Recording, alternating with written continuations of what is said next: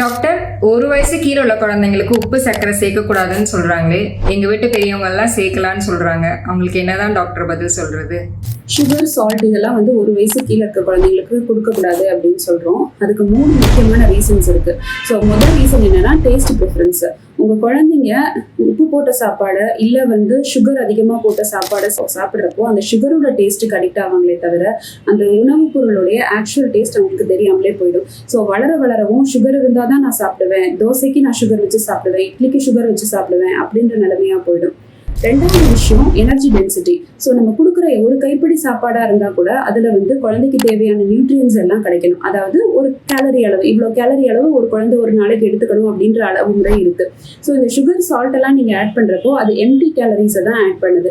Empty கேலரிஸ்னா 0 calories அப்படின்னு சொல்லுவோம். So அதனால எந்த ஒரு சத்தும் நமக்கு கிடைக்க போகிறது கிடையாது. அது இல்லாமல் தேவைப்படுற விட்டமின்ஸ், மினரல்ஸ், ஆன்டி ஆக்சிடென்ட்ஸ் இந்த மாதிரி முக்கியமான சத்துகள் கிடைக்காம போகிறதுக்கு வாய்ப்பு இருக்கு.